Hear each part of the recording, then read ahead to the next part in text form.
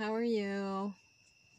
Okay, under my better judgment, I am about to read I'm going to read the book, but there's going to be different parts because the video is only going to be 10 minutes.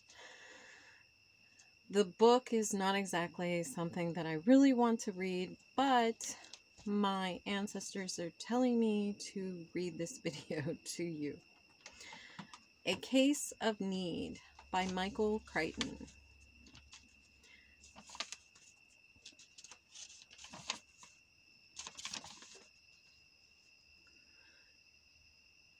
Karen Randall, continuation sheet, EMW, best described as a +4 hypersensitivity reaction with expiration at 4:23 a.m. Patient discharged at 4:34. Discharge diagnosis: hemorrhage 2 degrees to spontaneous miscarriage. Systemic anaphylaxis following penicillin G administration IM. Disposition discharge.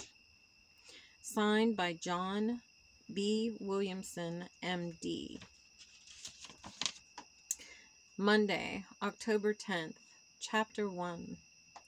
All heart surgeons are bastards, and Conway is no exception. He came storming into the path lab at 8:30 in the morning, still wearing his green surgical gown and cap, and he was furious. When Conway is mad, he clenches his teeth and speaks through them in a flat monotone. His face turns red, with purple blotches at the temples. "Morons," Conway hissed. "Goddamn morons." He pounded the wall with his fist.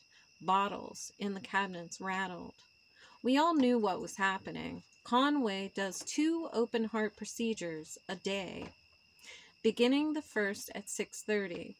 When he shows up in the path lab 2 hours later, there's only one reason. "Stupid, clumsy bastard," Conway said. He kicked over a wastebasket. It rolled noisily across the floor. "Beat his brains in, his goddamn brains," Conway said, grimacing and staring up at the ceiling, as if addressing God. God, like the rest of us, had heard it before. The same anger, the same clenched teeth, and the pounding and profanity. Conway always ran true to form, like the rerun of a movie. Sometimes his anger was directed against the thoracic man, sometimes against the nurses, sometimes against the pump technicians, but oddly enough, never against Conway. "If I live to be 100, Conway hissed through his teeth, "I'll never find a decent Ains man. Never. They don't exist. Stupid, shit-eating bastards, all of them." We glanced at each other. This time it was Herbie. About 4 times a year the blame fell on Herbie. The rest of the time he and Conway were good friends. Conway would praise him to the sky, call him the finest anesthesiologist in the country, better than Sonderick at the Brigham, better than Lewis at the Mayo, better than anyone. But 4 times a year, Herbert Landsman was responsible for a DOT, the surgical slang for death on the table. In cardiac surgery, it happened a lot. 15% for most surgeons, 8% for a man like Conway, because Frank Conway was good, because he was an 8%er. A man with lucky hands, a man with a touch. Everyone put up with his temper tantrums, his moments of anger and destructiveness. Once he kicked over a path microscope and did $100 worth of damage. Nobody blinked, because Conway was an 8%er. Of course, there was a scuttlebutt in Boston about how he kept his percentage, known privately among surgeons as the kill rate down. They said Conway avoided cases with complications. They said Conway avoided Jerry cases, geriatric. They said Conway never innovated, never tried a new and dangerous procedure. The arguments were, of course, wholly untrue. Conway kept his kill rate low because he was a superb surgeon. It was as simple as that. The fact that he was also a miserable person was considered superfluous. "Stupid, stinking bastard," Conway said. He looked angrily around the room. "Who's on today?" "I am," I said. I was a senior pathology staff member in charge for the day.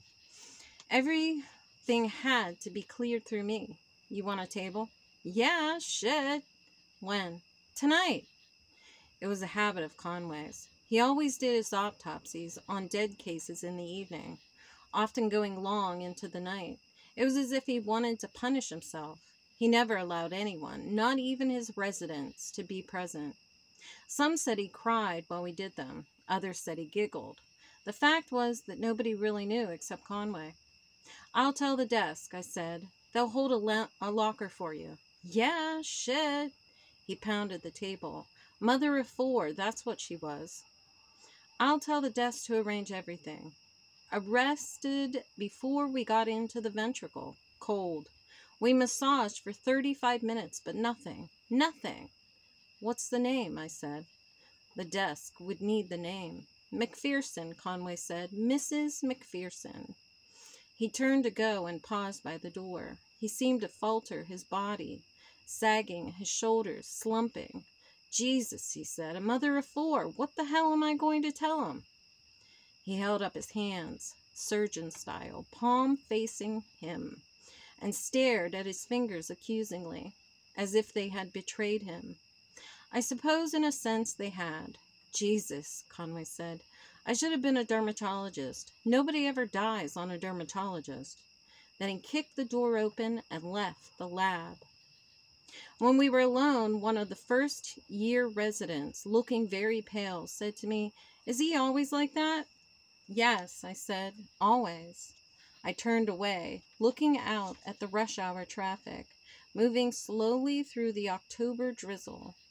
It would have been easier to feel sympathy for Conway if I didn't know that his act was purely for himself, a kind of ritual angry deceleration that he went through every time he lost a patient.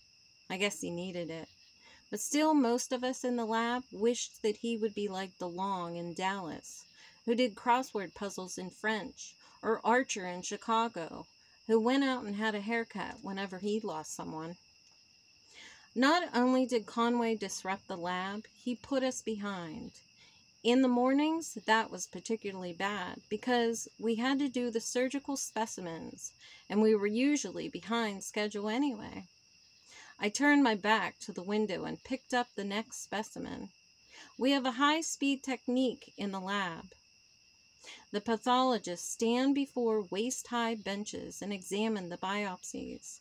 A microphone hangs from the ceiling before each of us and is controlled by a foot pedal.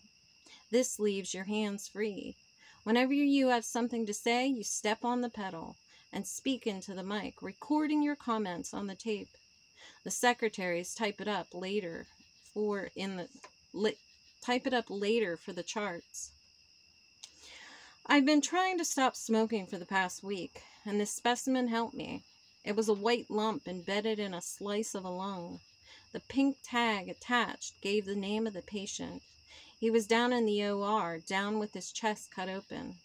The surgeons were waiting for the path diagnosis before proceeding further with the operation.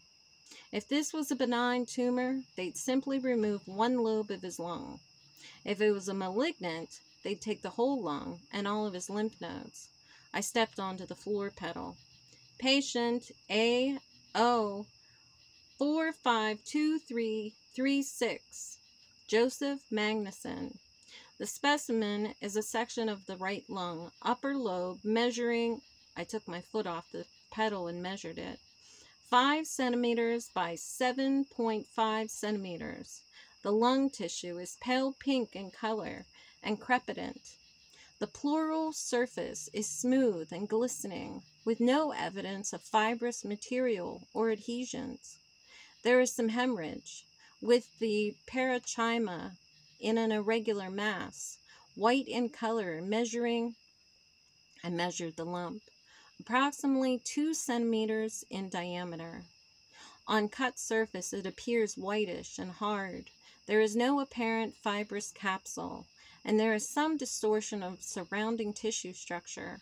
Gross impression. Cancer of the lung, suggested of malignancy, question mark, metastatic.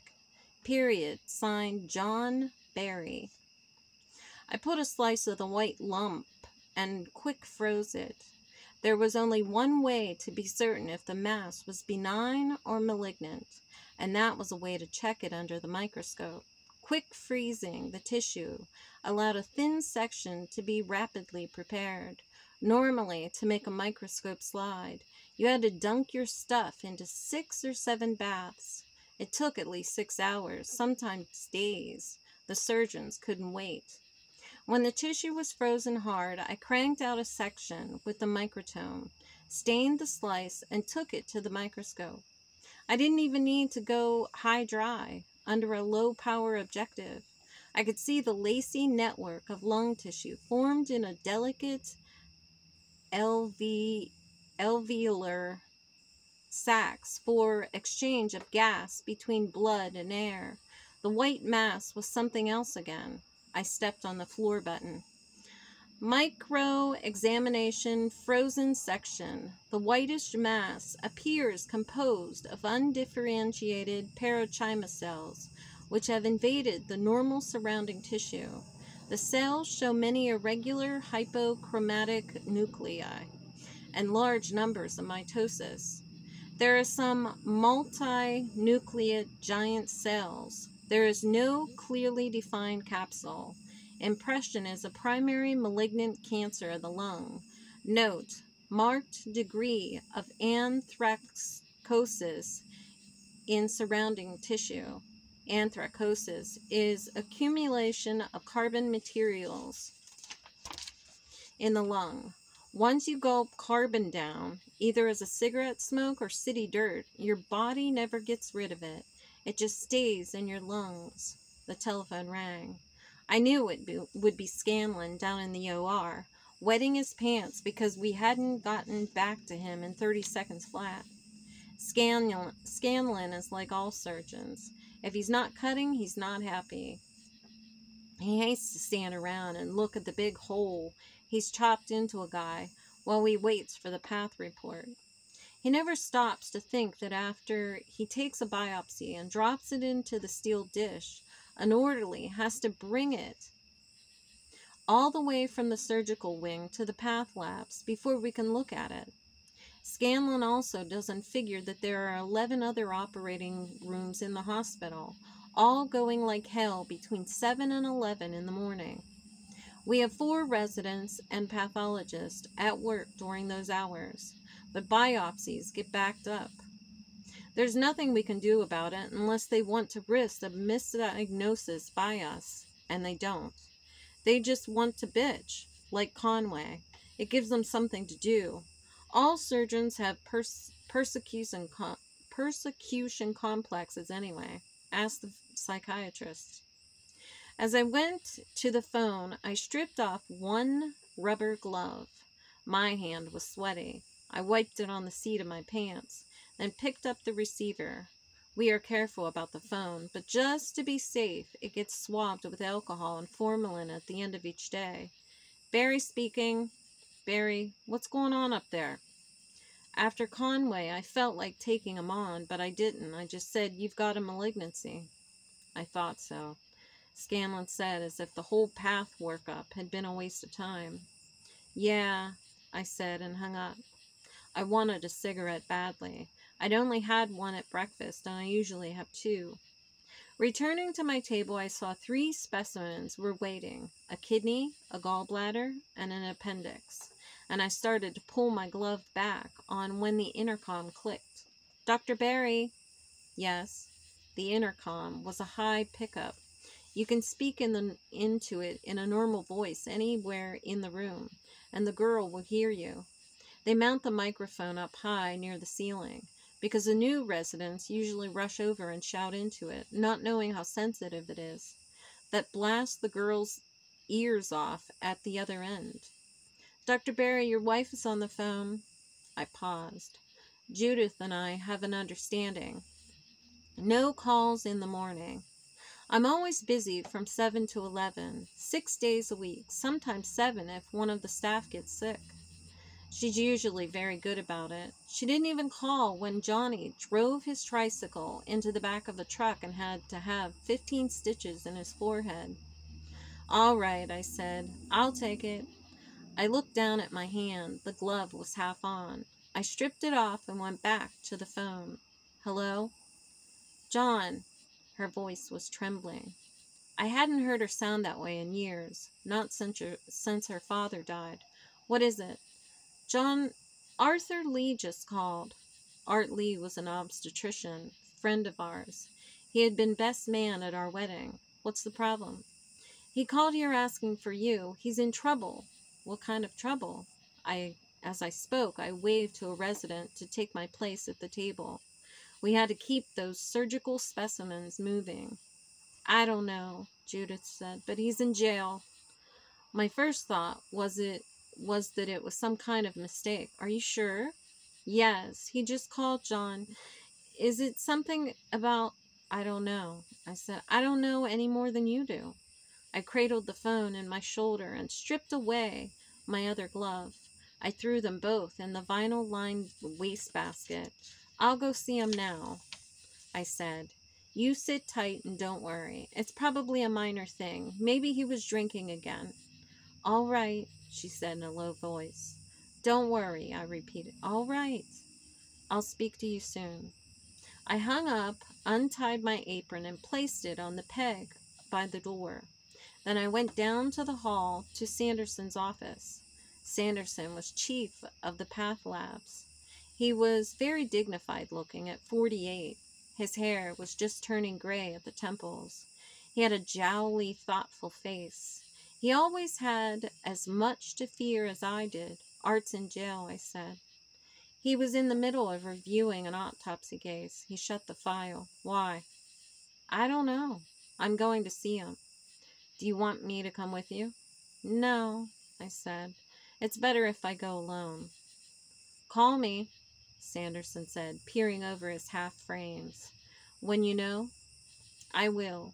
He nodded.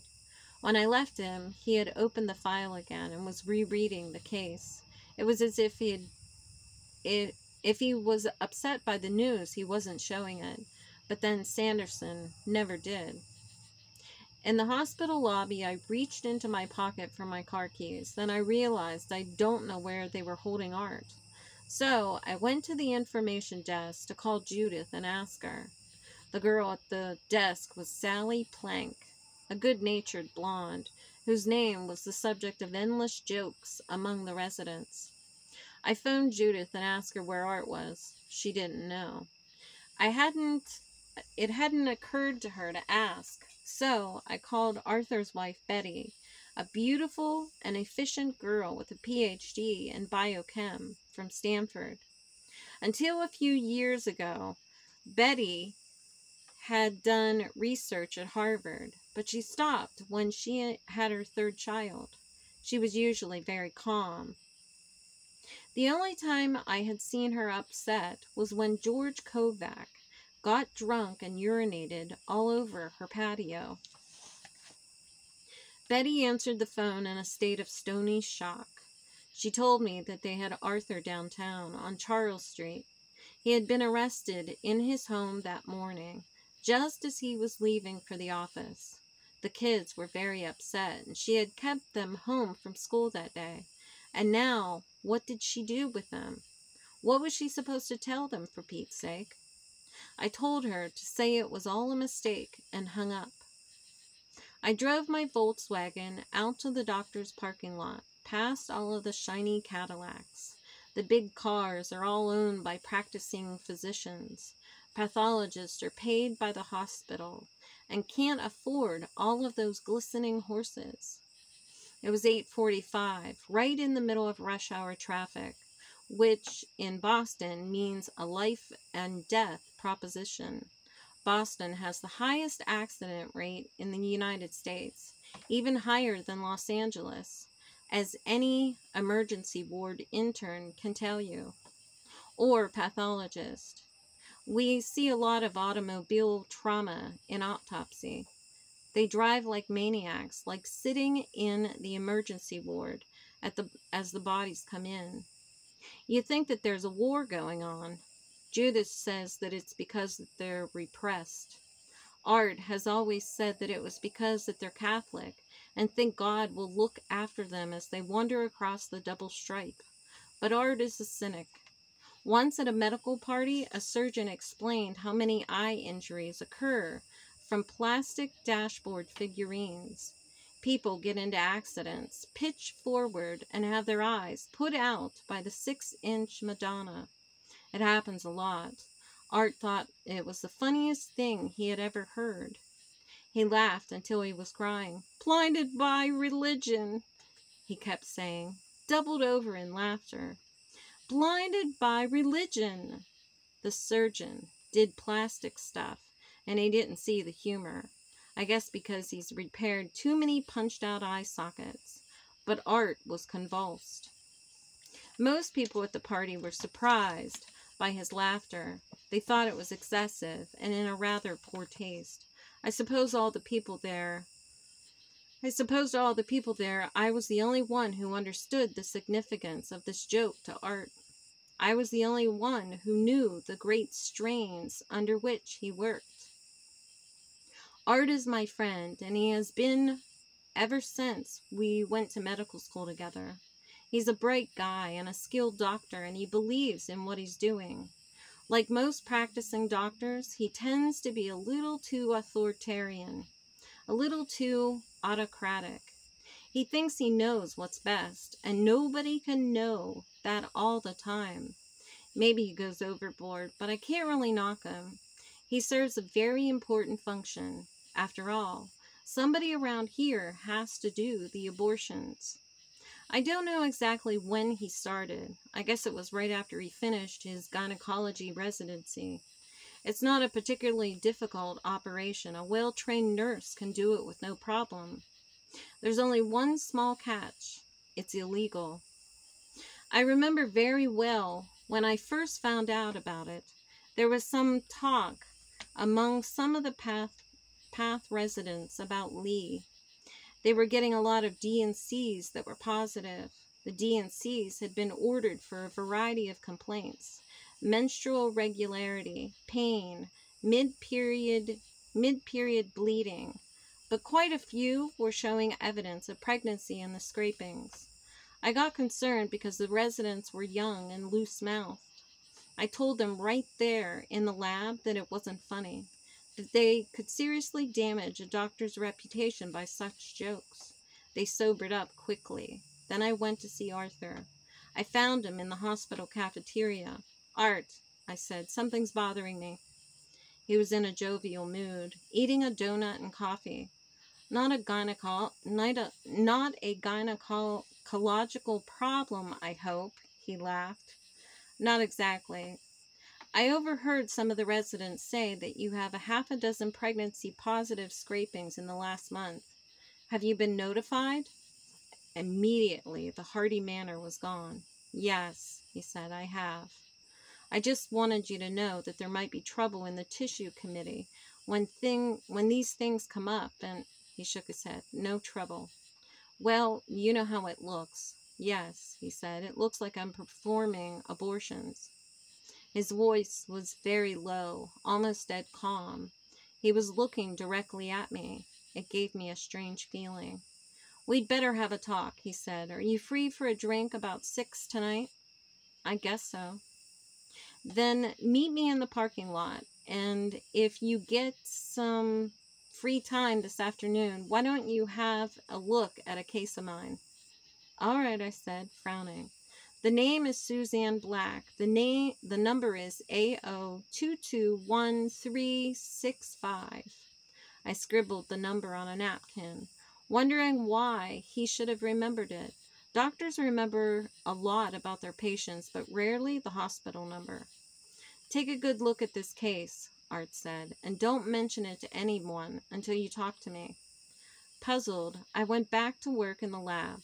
I was up for an autopsy that day, so I wasn't free until 4 in the afternoon. Then I went to the record room and pulled the chart for Suzanne Black. I read it right there. It wasn't very long. She was Dr. Lee's patient, first admitted at age 20. She was a junior at the local Boston college. Her chief complaint was menstrual irregularity. Upon questioning, it was revealed that she had recently suffered a bout of German measles, had been very tired afterwards, and had been examined by her college doctor for a possible mononucleosis.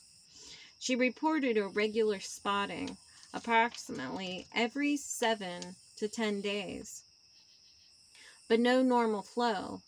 This had been going on for the last 2 months. She was still tired and lethargic. Physical examinations were essentially normal, except that she had a mild fever. Blood tests were normal, though hematocrit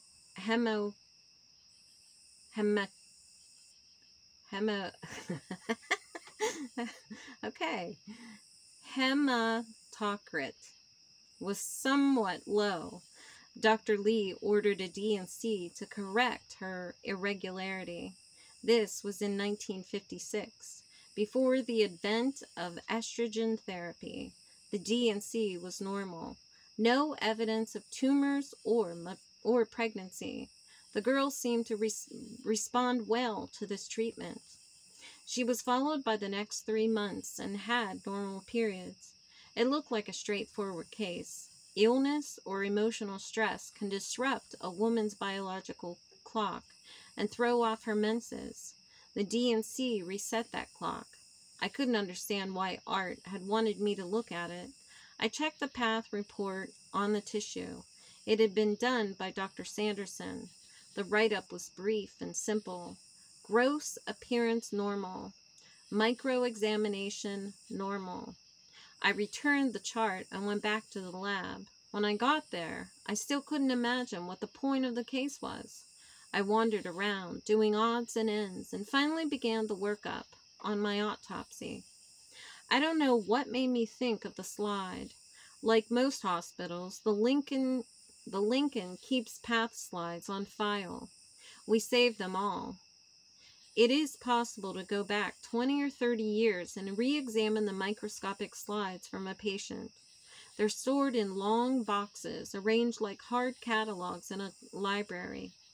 We had a whole room full of such boxes. I went to the approximate box and found slide 1365. The label gave the case number and Dr. Sanderson's initials. It also said in large letters, D and C. I took the slide back into the microbe room, where we have 10 microscopes in a long row. One was free. I slipped the slide onto the stage and had a look. I saw it immediately. The tissue was a uterine scraping, all right. It showed the rather normal endometrium in the prolificative phase, but the stain stopped me. This slide had been stained with Zenker formalin stain, giving everything a brilliant blue or green color. It was a rather unusual stain, employed for specific diagnostic problems. For routine work, the hemotoxylin eosin stain is used, producing pink and purple colors. Almost every tissue slice is stained with H&E, and if this is not the case, the reasons for the unusual stain are noted in the pathological summary. But Dr. Sanderson had not mentioned that the slide was Zenker formalin. The obvious conclusion was that the slides had been switched. I looked at the handwriting on the label. It was Sanderson's, no doubt about it. What had happened? Almost immediately, other possibilities came to mind. Sanderson had forgotten to note in his report that his unusual stain was used, or 2 sections were made, one H&E and the other Zenker formalin, and only the Zenker was saved, or that there had been some legitimate mix-up. Not all of these alternatives are particularly convincing. I thought about it and waited impatiently until 6 that evening, when I met Art in the parking lot and got into his car.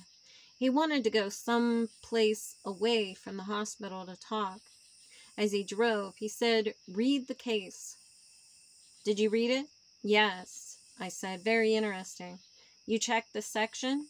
"Yes, it was original." "Was it the original?" "You mean, was it a scraping from Suzanne Black?" "No." "You should have been more careful. The stain was different. That kind of thing can get you into trouble. Where did the slide come from?" Art smiled thinly. "A biological supply house. Slide of normal endometrial scraping." "And who made the switch?" Sanderson. We were new to the game. In those days, it was his idea to put in a phony slide and write it up as normal. Now, of course, we're much more refined. Every time Sanderson gets a normal scraping, he makes up a few extra slides and keeps them around. "I don't understand," I said. "You mean Sanderson is in this with you?" "Yes," Art said. He has been for several years." Sanderson was very wise, very, very kind, and a very proper man. "You see," Art said, "that whole chart is a lie. The girl was 20 all right, and she had a German measles, and she had menstrual irregularity too, but the reason was she was pregnant. She had been knocked up on a football weekend by a guy she said she loved and was going to marry, but she wanted to finish college first, and a baby would get in the way. Furthermore, she managed to get measles during the first trimester. She wasn't a terribly bright girl, but she was bright enough to know what it meant when you got the measles. She was very worried when she came to see me. She hemmed and hawed for a while, and then blurted it out and asked for an abortion. I was pretty horrified. I was fresh from my residency, and I still have a little starry idealism in me. She was in a terrible fix. She was a wreck and acted as if the world had collapsed around her. I guess in a way it had. All she could see was her problem as a college dropout, the unwed mother of a possibly deformed child. She was a nice enough girl. I felt sorry for her, but I said no. I sympathized with her, feeling rotten inside, but I explained that my hands were tied. So then she asked me if it was a dangerous operation to have an abortion. At first, I thought she was planning to try it on herself, so I said it was. Then she said she knew of a man in North End who would do it for $200. He had been a medical orderly in the Marines or something, and she said that if I wouldn't do it for her, she'd go to this man, and she walked out of my office. He sighed and shook his head as he drove. I went home that night feeling like hell. I hated her. I hated her for intruding on my new practice, for intruding on my neatly planned life. I hated her for the pressure she was putting on me. I couldn't sleep. I kept thinking all night. I had a vision of her going to a smelly back room somewhere and meeting a leery little guy who would lech her and maybe even manage to kill her. I thought about my own wife and our year-old baby and how happy it could all be. I thought about the amateur abortions I'd seen as an intern, when the girls came in bleeding and foaming at 3 in the morning. And let's face it, I thought about the sweats I had in college. Once, with Betty, we sat around for 6 weeks waiting for her period. I knew perfectly well that anybody can get pregnant by accident. It's not hard, and it shouldn't be a crime. I smoked a cigarette and said nothing. So I got up in the middle of the night, and I fought it out with 6 cups of coffee, staring at the kitchen wall. By morning, I had decided that the law was unfair. I had decided that a doctor could play God in a lot of crappy ways, but this was a good way. I had seen a patient in trouble and I had refused to help her when it was within my power. That was what bothered me. I had denied her treatment. It was just as bad as denying penicillin to a sick man, just as cruel and just as foolish. The next morning I went to see Sanderson. I knew he had liberal ideas about a lot of things. I explained the whole situation and told him I wanted to do a D&C. He said he would arrange to do the path examination himself, and he did. That was how it all started. And you've been doing abortions ever since? Yes, Art said, when I felt that they were warranted. After that, we went to a bar to the north end, a simple place filled with Italian and German laborers. Art was in a talkative, almost confessional mood. I often wonder, he said, about what medicine would be like if the predominant religious feeling in this country were Christian Scientists. For most of history, of course, it wouldn't have mattered. Medicine was pretty primitive and ineffective. But supposing Christian Science was strong in the age of penicillin and antibiotics, suppose that there were pressure groups mitigating against the administration of these drugs. Suppose that there were sick people in such a society who knew perfectly well that they didn't have to die from their illness, that a simple drug existed which would cure them. Wouldn't there be a roaring black market in these drugs? Wouldn't people die from home administration of overdoses, from impure smuggled drugs? Wouldn't everything be an unholy mess? I see your analogy, I said, but I don't buy it. Listen, he said, morality must keep up with technology, because if a person is faced with the choice of being moral and dead or immoral and alive, they'll choose life every time. People today know that abortions are safe and easy. They know it isn't a long, tedious, dangerous operation. They know that it's simple, and they want the personal happiness it can give them. They demand it. And one way or another, they get it. If they're rich, they go to Japan or Puerto Rico. If they're poor, they go to a Marine orderly.